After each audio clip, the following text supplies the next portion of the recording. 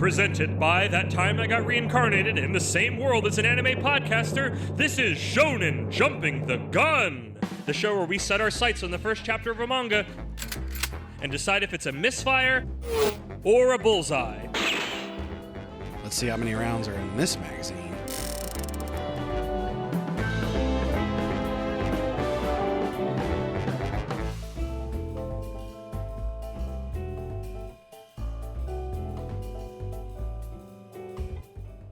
On this episode, strike a pose. It's Hima-Ten.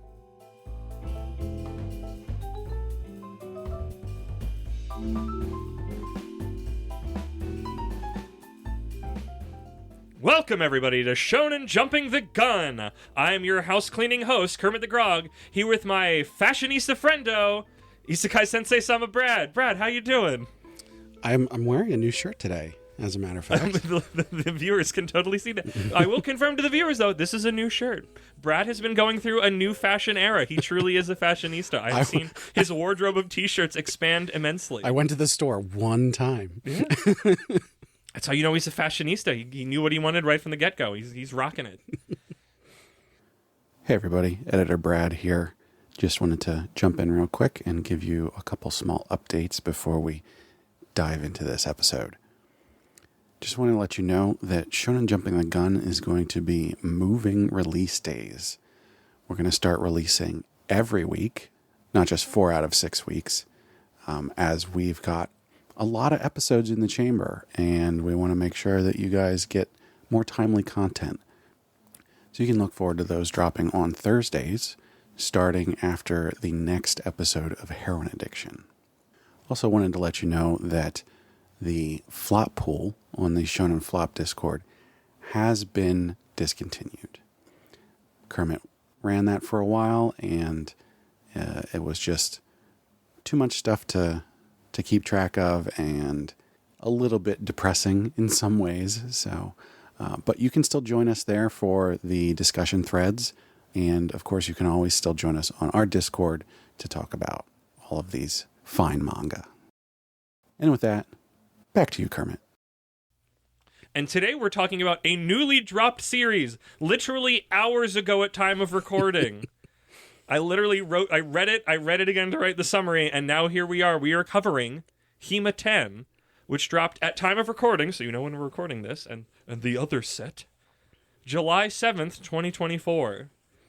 I wonder... We are as bleeding edge as we have ever been, I'm pretty sure. Do they have specific times when they go live? I believe they drop at 11 a.m. on a Sunday, is when the Shonen Jump stuff drops. Stuff from Jump Plus is kind of all over the place, because Astro Baby and I want to say Dog's Red drop on Fridays, but Chainsaw Man is on Tuesdays?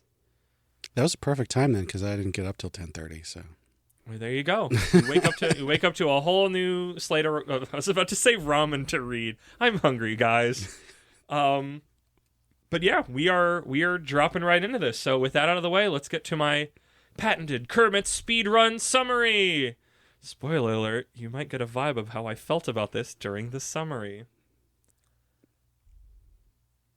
A boy is riding the train and sees an ad for Hima-Riz. Was it right? Is it Riz? Yeah. Do you think that's on, it was written everywhere and it was a part of the logo, so I'm assuming that was just happenstance and not it's Riz. Riz, the slang word Riz. But was that a localization bit, or was that the original author going Riz? That I don't know. Because that it's like... But the Japanese like to use English, so... But do they know about Riz? Do the Japanese know about Skibidi Toilet? I don't know about and that far. And all of the dead slang, because adults got to it and but it killed wouldn't surprise me if Riz is something that they're well aware of. Rizu. Karizuma. Well, there you go. See that? I guess it's based off that. They already know Korizuma. Ad for Hima-Riz. Himarin, the owner, is a model and so cute, but also still in high school. Splash page with our characters that we meet. But we actually meet them, because sometimes there's a splash page with characters we don't meet, or they don't look like that. We meet our protagonist, Tenichi Imori, age 16. He has a part-time job as a house cleaner, which he loves doing and puts his all into. Currently, he cleans 2 houses a week. He is the main housework doer of his home life with his 2 younger twin siblings and his mom. His dad is seemingly absent/working. I wasn't super clear on that. It seemed like he used to be the guy who did housework, and then his job took him away, but they don't really get into it. Yeah, he seems to work either he got transferred someplace else in Japan or to another country. So not appearing in this chapter. It would make sense that he's in another country because if he was just in another part of Japan, they probably would have moved with him. But if he has to go overseas for work, it's more likely that they would stay so they can or stay maybe in he has Japanese to travel school. more readily for his new position. It seemed like it was a transfer. Yeah. But, okay. Yeah. Tenichi got a key for a new place he's cleaning tomorrow, and it's going to pay really well, which is good because it's eating up his last free day, but also he's saving to pay for college. He maintains the household here because it's what he likes to do, and no one else would do it up to his standards. I know that feeling. Sometimes it's like, why don't you ask for help? It's like, I'd seen your help. He's probably got a problem. We'll probably get into that more. Cut to school, and he gets to be in the same class this year with his childhood gal pal Kanai, K-A-N-I-N-A-I. I think that's probably fine. That's right. Which he's excited about. But wait, from the top rope, it's the transfer student, and it's the girl from the ad at the start, Himari Yoshino. The class freaks out, especially the girls, and Tenichi freaks out internally over how cute she is. As the class rep, he is put in charge of Himari. Side note, his gal pal is the subclass rep. That's very useful. It's important to note here that the teacher was just like, yeah, you're going to be class rep. And so it just sort of happens. I'm like, I don't know how class rep works, the Japanese school stuff. I assumed this was somehow picked, even though this is the first day of school. So they did say a little bit later on, the teacher was the same teacher he had last year, and she made him work a bunch. She knows he's good for it. Yeah. And putting on and like, yeah, he'll say anything. He'll say yes to anything, right. Which we'll get into. Himari has a huge social media following, and all the girls in the class fawn over her until Tenichi returns to his desk. Tenichi and Himari have a teasing, flirty back and forth about names where she just kind of fucks with them. Then she says she doesn't need help anymore, despite her asking for help earlier, saying she'd rather get to know the girls first, but then ask for help during the day. Tenichi wonders about her probably perfect home life. Cut to later, and Tenichi vents to his friends about not liking big city vibes, and that Himari is like that on high blast. Tenichi and Kanai, his gal pal, chat, and we learn he has trouble saying no. The homeroom teacher burst boobily, like, fucking damn, she has some back problems, oh my gosh. And that's why Tenichi isn't looking after Himari, who was having an impromptu meet and greet in the lunchroom. It was terrifying. I looked back over the art. You always pick up on that. I didn't notice it at all. They look like they would cause issues. They look like, ouch, my back. Maybe I just read too much stuff. Maybe I'm too much of a secret pervert, Brad. Well, no, I think since I read so much stuff with huge boobs all the time, it just doesn't register to me Yeah, anymore. I guess I don't get it as much. I guess because in these things where like everything else is really chill, like all of a sudden it's like, oh, the author put in something he liked, and I'm like, you know what, author? Yeah, in this case, this is an adult woman, and she's not being too sexualized. Yeah, sure, I'm here for it, bud. But also, damn, her back must be aching. Tenichi goes to grab her, and the two take part in more "I'm fucking with you," but also cute banter. Himari talks about liking being the center of attention and getting complimented for how cute she is, and that it makes her proud, like she has a job well done. Barf. This impresses Tenichi, but then he is grilled again about not saying no. But he responds that he likes it when people can count on him, and that all of his hard work will pay off someday. What? Why is that barf? And she's like, everybody thinks I'm cute, and that makes me proud that I'm doing my job being cute. No, she was also talking about like her makeup line and all that stuff. Yeah, but it was rolled into that ball. Hi, I don't like Himari or whatever the frack her name is. I think you're reading too much into that. I've got very personal feelings coming to this. Himari responds that maybe it is already paying off because he's the first person she's ever been close with, but then turns and says they aren't actually friends. Like, what are we doing here? Tenichi forgot to eat, having to go grab Himari, and gets out his home-cooked meal, which Himari forces her way into eating some of, despite already eating. Supposedly, all this feels like normal conversation to Tenichi, and is kind of bummed they probably won't talk after he doesn't need to watch over her anymore. Cut to later, and Tenichi is at the new house he's cleaning. It's in a big, fancy-looking high-rise. And no one could see this coming. Yeah, I know. I was like, But the inside is a pigsty. Dressed to clean, he readies to do his job, but what? Is Himari, what? Is this her house? What? She lives here alone, and that was her aunt that hired Tenichi to clean? Huh? She transferred just so she could live alone? Himari acts like all this is cringe social death and says, aren't cleaners normally women? Barf, barf, barf, die, barf. Hi. It's such an overreaction. I really did not like this. Really? I really did not like this woman. This felt like a blast from too far in the past of gender roles, and I got really pissy. Whoa. I mean, some men just like being bullied. I don't know what it is. that's true. I don't. I mean, that's a whole genre. If it was if it was just teasing, hi, it's Kerwin. I'm continuing to out myself as a complete rotten core human. I didn't feel like it was bullying. He's definitely he's acting like it's cute banter, but the way it reads to me, it just sounds like he's just a simpleton and she's fucking with him. I mean, but he's just like, she's so cute though. There's definitely so cute though. It's very Eminem. There's definitely a bit of that like overbearing, force your way in kind of stuff going on, but I didn't feel like it was bullying. I guess not hardcore, but like she is definitely just like definitely teasing, yeah. Needlessly being cruel to him for no reason and just sort of like you said, forcing her way in. I don't know. Like I did not get this. This is a rom-com, yeah, and I don't want these two together at all. I think, and I know they will because that's how rom-coms work. I think cruel is too strong of a word, but I understand what you're getting from it. Her actions none of her actions read well to any emotional maturity. I mean, she's a 16-year-old. Yeah, but there's other characters who aren't like that. Hmm? His friends don't mess with him. His gal pal doesn't mess with him. His friend, we've seen one friend. He talks to some boys. That's true. Yeah, point. There is that one boy. That's I read that as more of like, these are people you talk to in school. Yeah, I know. Yeah, because the NPCs you talk to, they don't have drawn faces. Yeah, they do make it pretty clear that he doesn't have like extra time between. No, he's very busy. School, his studying.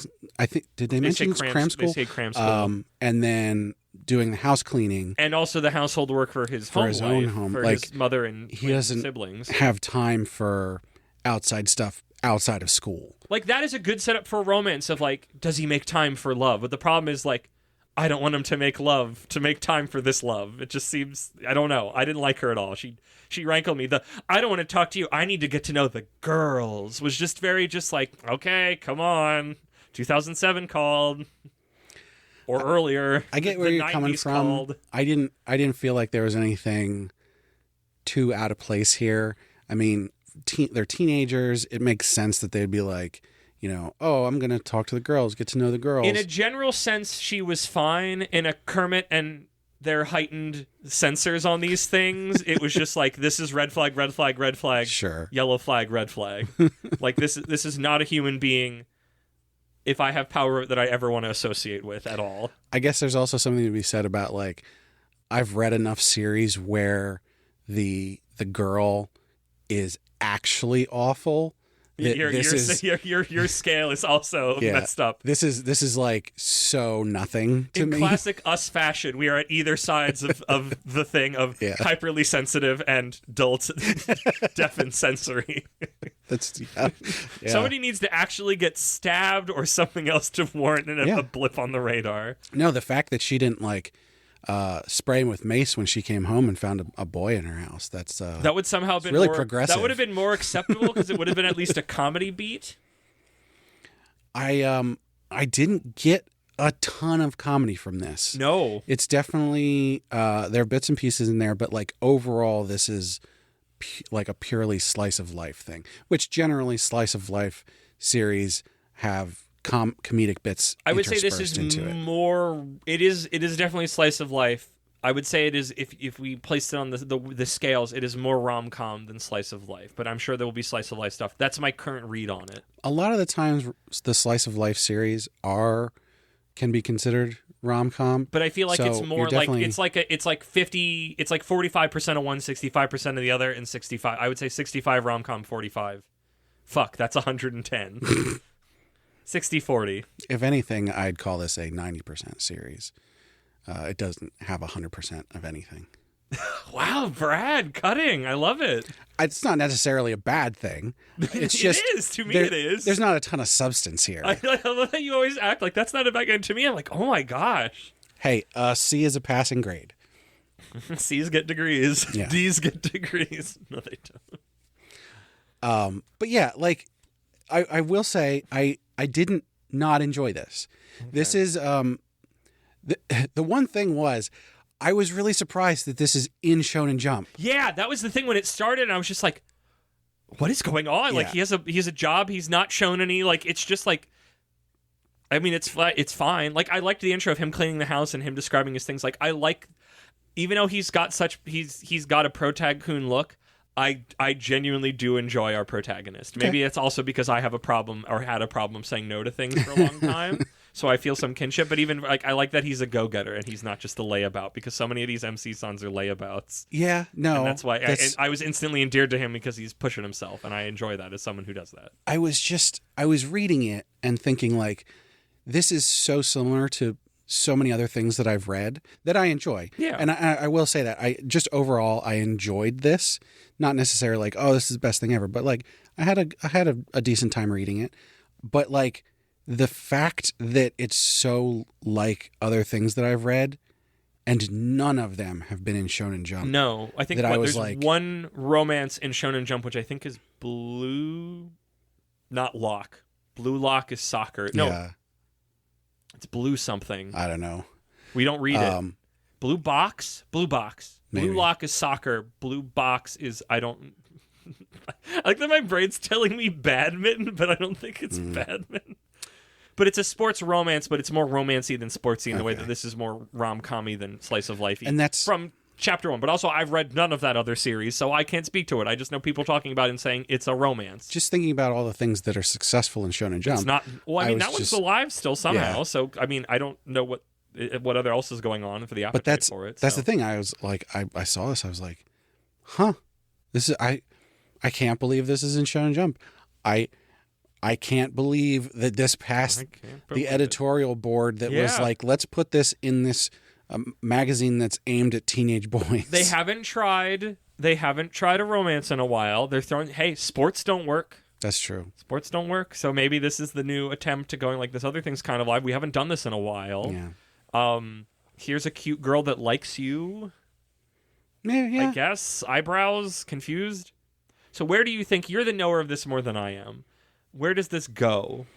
So they're going to spend a lot of time just sort of existing in this awkward space of he's doing this cleaning. How long does it take him to clean the house? Because the first clean is going to be the worst clean, because there's a lot of buildup. Well, since he's a professional at this point, he's going to have an uncanny ability to get stuff clean in a short amount of time. So it might take 2 visits, but I can't imagine it taking more than that. I am sure, because it's a metaphor, that I'm sure that like we're going to learn she has trauma. She's living on her own because there's something wrong with living with a family. Let me gesture broadly to Double House and the other protagonist, who's, I don't know anybody's name anymore. From the rich family. Correct. And it's like, oh, I've seen this. I genuinely like that. But I also just, and I'm sure it's just like... And the fact that it's her aunt, and it's who is her guardian. Who's her guardian, but also her aunt does not live in that house. Yeah. She's just the quote-unquote owner of it, but she doesn't live there. Yeah, so we're going to get a lot of back and forth there. It's going to be, I'm shitty because I have a shitty upbringing, which in some cases I'm fine with, but in here where it's just like, I didn't like her behavior, and I can think about that in my head and know that, and it doesn't change how I feel. Also, she's not a real human, so I don't have to be sympathetic. There's definitely going to be a thing with the childhood friend that's going to be like, oh, is he going to go to her because they're going to get closer too, and she's going to like him, and it's going to be which way is he going to go because this girl is pretty and she needs him, but this childhood friend is like a really good person and like kind to him and knows him and they're on good terms and is also cute to an extent. Yes. That back and forth will probably go on for a long time. When is the third girl inserted? So... How long until we have Catherine, and Catherine with a Q that they put into the remake? It's possible that there won't be a third. It is possible. I feel like if it goes long enough, you put the third in. Maybe, yeah. If it's too settled. You're Betty, you're Veronica, and Jughead. I didn't get harem vibes from this. No, it's more of the, it's not harem and more, I mean, like, that's why I referenced the video game Catherine, which is about a relationship, and there's the what is it, Catherine with a C is his like girlfriend who's more I like forget how it goes, grounded, and then Catherine with a K is like the sexy one, but she's also kind of messed up and not emotionally like stable. And then the remake added Catherine with like a Q or some shit. And I didn't get far enough in the remake to meet her, but she looked like some freaking anime. Catherine. A croissant. But yeah, so, I mean, and obviously at some point, if it goes long enough or if it gets canceled, they'll get together. Maybe, be who like, knows? We're going to do You have to buy the final volume to see who he Yeah. picks, because F you. Because they can get married and she can have her business and it can be successful and he can stay home and take care of things. He's the house husband. Yeah. That was the weirdness where I'm just like, oh, it's a dude, and we're chill about he can just do this and it's fine and nobody's making a big deal about it. And his dad did this too. Okay, rad, okay. And then we got our freaking femme character just being like, I'm going to talk to the girls. You're a stinky boy, which admittedly is a thing I've probably said on this podcast. But like, there were bits of that. I want to make it clear to everybody listening that it's not really that harsh. It's not. It is to me. You're really exaggerating. I got real pissy reading this thing, Brad. I got real pissy. Let's go into the. Did someone hurt you recently? What? No, I've been actually doing really good. Maybe in the past. But not currently. Currently, I've been doing real good. Because in all honesty, when I was reading it, I was like, oh, she's pretty nice for someone who's like rich. I think I've met those people, and the majority of the time they've turned out to be rancid. I mean, sure. Because I don't like people that coast on their looks. How it goes in real life. Exactly. That's what I'm saying. That's why it's bringing in life into this of just, by and large, I've met these people when I have to run into them, and by and large, they're not good people. And I think I'm reading into that here, so that's me. I bring my baggage when I travel, Brad, to Imagination Land reading manga. Yeah. So with that out of the way, it's time for the quick draw. Pew pew pew. Well, as always, we need to get the rules of the range show. We'll throw it over to Truxon to tell you how it works. Hey everybody, it's me. It's Truxan, your friendly neighborhood Truxan. It's Truxan's Rule of Range. So we're at the bottom. We got Dead Walking, dead in 20 chapters or less, an early grave, like Do Retrial or Candy Flurry. Next up from that, we got a flop, granted a stay of execution, under 50 chapters, like a Fabricant 100, or a Doran Dororan, whatever that is. Next up is It'll Live, hangs on just past flop zone, sub 120 chapters, like PPPPPP, or Magu-chan. Then we got Solid, series that does well but hasn't reached its true popularity, like an Akane Banashi or Undead Unluck. Can get an anime. Then we got the hit, truly popular with an anime and hundreds of chapters, like a Black Clover or an Assassination Classroom. And finally, oh my gosh, the Supernova, industry shaker and shaper. Readers want to be with them, other manga want to be like them, like a Demon Slayer, Jujutsu Kaisen. And that's Truxan's Rules of the Range. Back to you. Great. Thanks a lot, Truxon. So with that in mind, Brad, what is your vote? This is difficult because I haven't seen a series like this in Shonen Jump before. We don't know what it's going to do. I wasn't really heavily into Shonen Jump until, a year ago. So as far as like the history and all that kind of stuff, looking at this one, my gut feeling goes, oh, this isn't going to do very well because of the kind of series that it is. But we haven't had a romance in years. Like, even if we didn't read them all because we didn't have this show, like, all of, the last year or two, like, I don't think there's been any, like, a romance that wasn't, like, another thing. Also, there's a girl that, like, because we had, the boy, he gets the sword, she's a ghost there, she's living in, and she's like an otaku. I've forgotten it. We didn't like it. Nue's Exorcist? Yes. This is like Nue's Exorcist, but like less pandery and not shonen-y.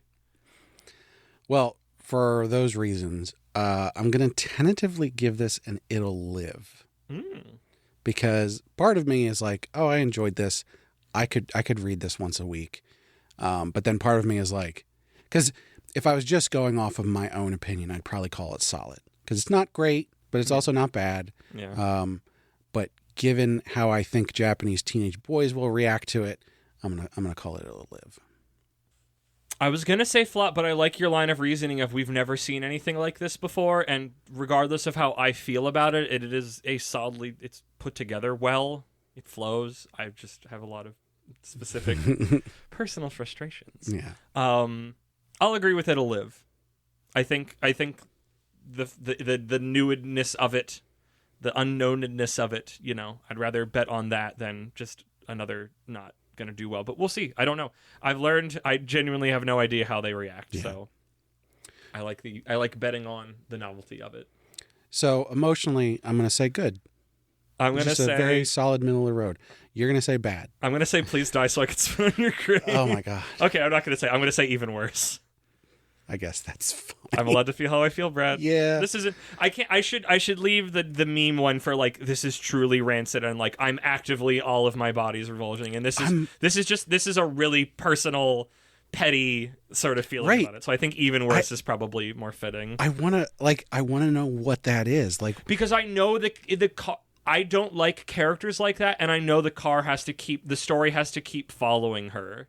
And I don't like that. I don't like that these two are going to get together. Like, the fact that he's like, it just feels normal talking to this girl. It's like, you have known her for less than 24 hours, and she's fucked with you the entire time. This is not a normal conversation. And then she's just like, I've opened up to you more than anybody else. And it's just like, like I said, just like a number of emotional red flags all around going, nope, I don't want these two together. And the series does not seem to be fully noticing how much danger we're all in. That's the thing. I feel like you're overreading a lot of stuff. Correct. And I'm wondering what that is. Do you understand why I like the dull thunk of shonen?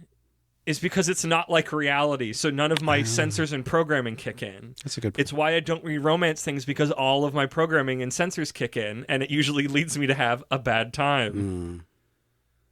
Or you can be an undead unluck and be like the most of just be a wizard and be like, I want to see these two smooch so bad. They deserve it. Both of them deserve it. I love them both.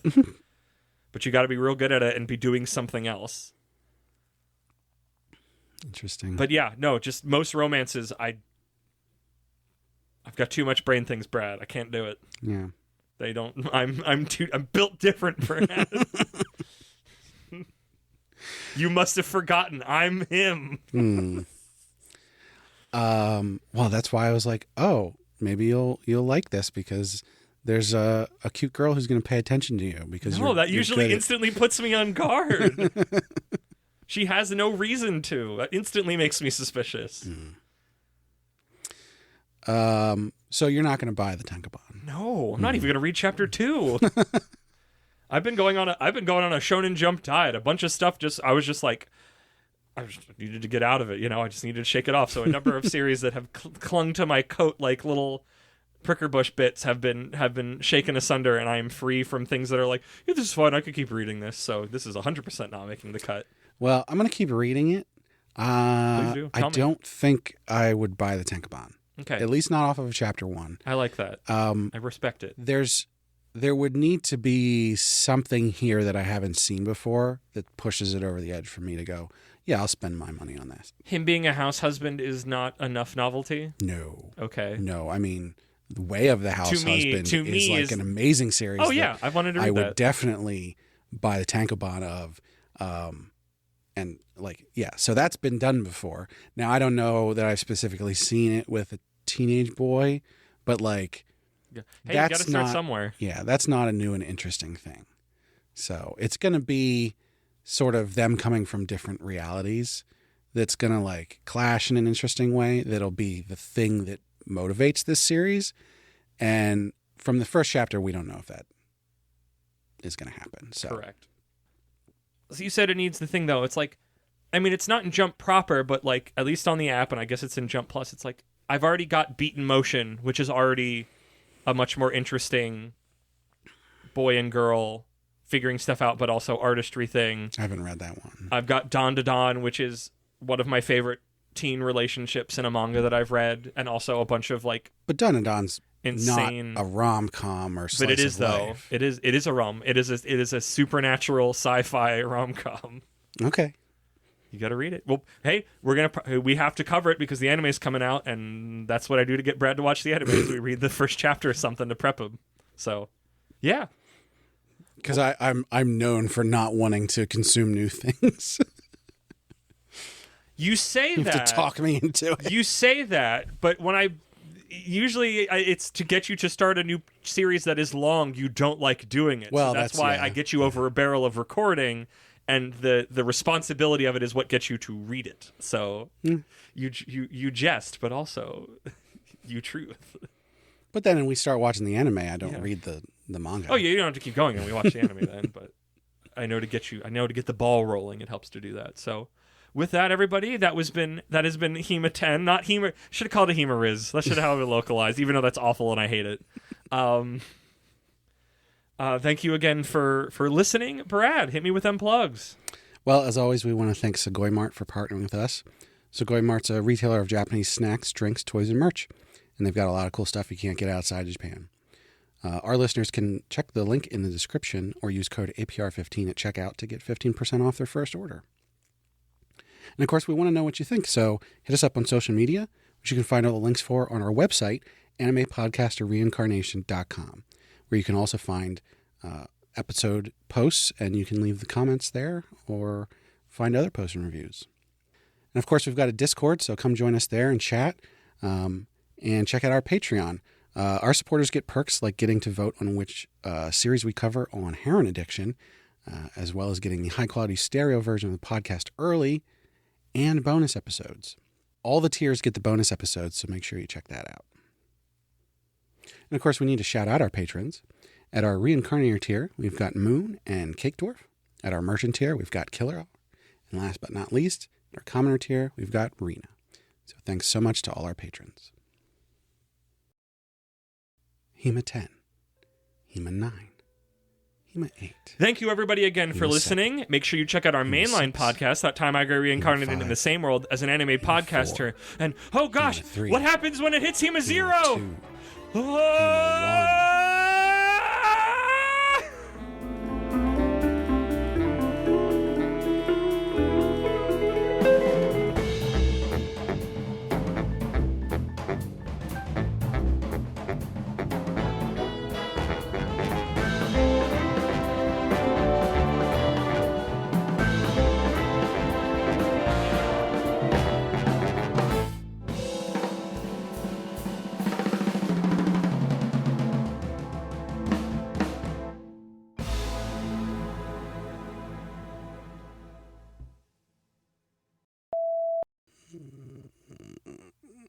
Can you not? I'm going to try to do another run.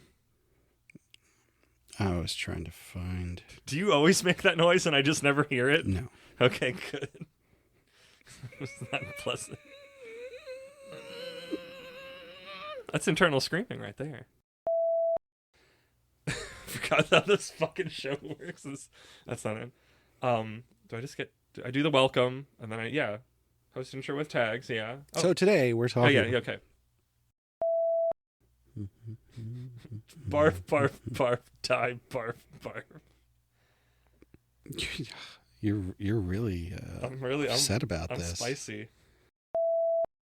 Can you read it from here? No.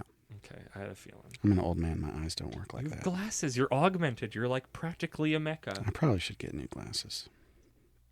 Are they close or far away glasses? It's not information. What do you mean, Brad? I guess you just wear them all the time. Yeah, all the time. It doesn't really matter. Oh, I was going to say, do you need them to read? But if you wear them all the time, there's no moment you're not wearing them, so... Eggman meme. I've got an announcement to make. Floppool is dead. You pissed on my wife. What? Have you never seen any clips from, I think it's like Snapcube's live fan dub of Sonic Adventure? Mm-mm. You've never seen any of those clips making their way around? There's a part where Robotnik's doing a message to everybody. He's like, I've got an announcement to make. Sonic is a bitch, Shadow's a bitch-ass motherfucker, and he pissed on my wife. And then he talks about blowing up the moon. But they're live dubbing the cutscenes from the game. So it's just a lot of improv nonsense, but like it's kind of classic immortalized internet now. And then you. I'm trying to think of an ending bit. I have one, but I don't think it's good. Which was just the name thing, but I don't think that's interesting enough. Like the ones where I don't like them, but there's not enough going on to like have a thread to pull. Like I don't know what to pull on with this. It's so I've had this in my head since I wrote the summary and was very disgruntled with it, of the most, like, very specifically angry video game line of Hima-Ten, more like sorry. I gotta get my proper angry video game nerd voice. Ugh! Hima-Ten, more like heaping ton of dog shit. Barf! More like Hima sees he's a simp. He hasn't simped yet. He has not simped yet. You're correct. I did the fucking Jim Henson ending of, do you not have an ending punchline? Just make something explode.